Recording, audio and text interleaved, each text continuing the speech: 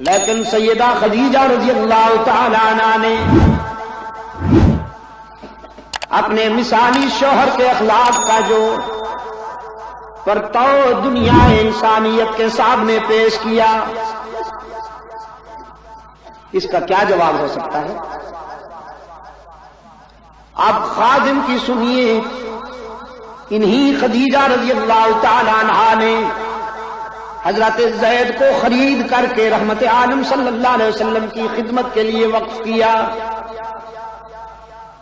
کچھ عرصہ کے بعد زید کے باپ کو پتہ چلا کہ میرا بیٹا مکہ کے ایک ہاشمی گھرانے میں خادم ہے۔ تلاش کرتا ہوا مکہ میں پہنچا، زید کو ملا کہ ایک ہاشمی گھرانے میں خادم ہے۔ تلاش کرتا ہوا مکہ میں پہنچا، زید کو ملا، دیر تک روتا رہا، کہنے لگا بیٹا جب سے تم چلے آئے ہو ہمارے گھر سے مسکراہٹیں بھی رخصت ہو گئیں۔ تمہاری ماں ہر وقت تمہاری انتظار میں دروازے کو دیکھتی اور روتی رہتی ہے کہ کب میرا لخت جگر آئے گا۔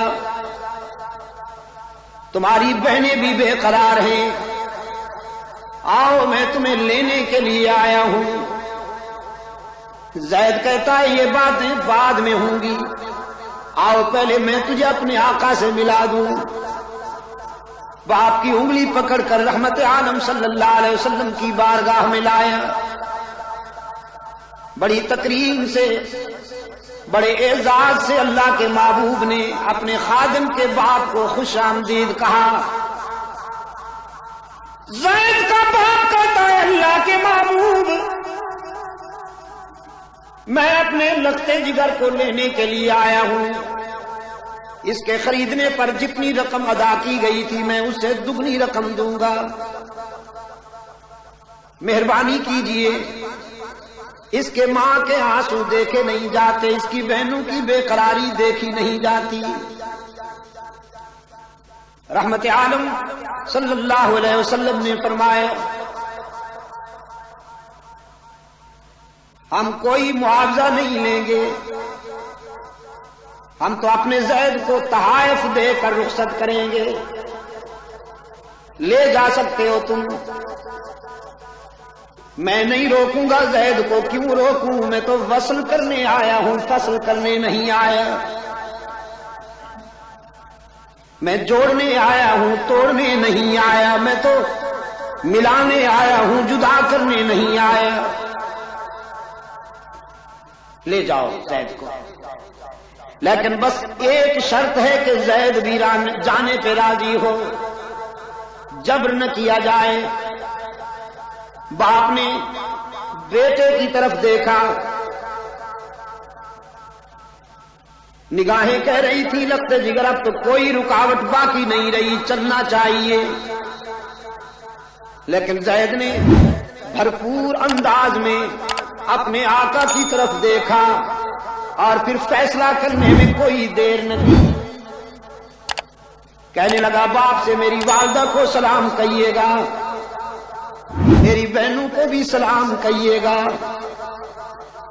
سب کو چھوڑ سکتا ہوں لیکن رحمت عالم صلی اللہ علیہ وسلم کے دامن کو نہیں چھوڑ سکتا۔ یہاں تو مجھے وہ شفقت ملی ہے جو فدری ہاتھوں میں بھی نہیں ہو سکتی۔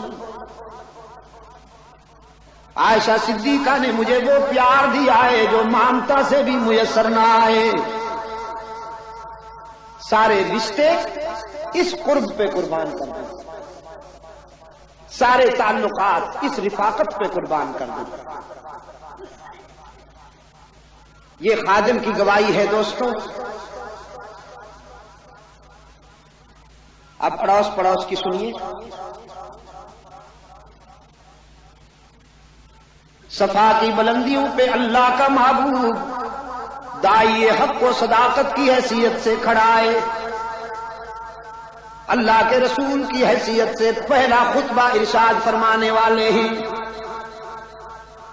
چادر ہلا ہلا کر مکہ والوں کو جمع کیا، پورا مکہ رحمت عالم صلی اللہ علیہ وسلم کے دامن میں آ بیٹھا. رحمت عالم صلی اللہ علیہ وسلم نے فرمایا هل وجدتمونی صادقا او کاذبا. مکہ والو، زندگی کے 40 سال گزارے ہیں میں نے اس شہر میں رہ کر. آج میں تمہارے دل و دماغ پر دستک دیتے ہوئے تمہارے ضمیر کو جج بنا کر تم سے پوچھتا ہوں، بتاؤ تم نے مجھے کیا پایا؟ سچا پایا ہے یا اس کے برعکس؟ مکہ والوں نے ایک ہی آواز سے اعتراف کیا، جذبناک مرارا ما رأینا فیک الا صدقا. وہ عبداللہ کے یتیم، ہم نے کئی بار آپ کو آزمایا، جب بھی آزمایا سچا پایا. آپ تو صداقت کا نشان ہیں، آپ تو دیانت کا اعلان ہیں، آپ تو شرافت کا برہان ہیں. ہم تو جب صداقت و دیانت و امانت کو چلتا پھرتا دیکھنا چاہتے ہیں تو آپ کی طرف دیکھتے ہیں. آپ تو صادق اور امین کے خطاب سے یاد کیے جاتے ہیں. کراچی والوں، مکہ والوں نے مبالغہ کیا یا سچ کہا؟ سردی میں سکڑے ہوئے دوستو،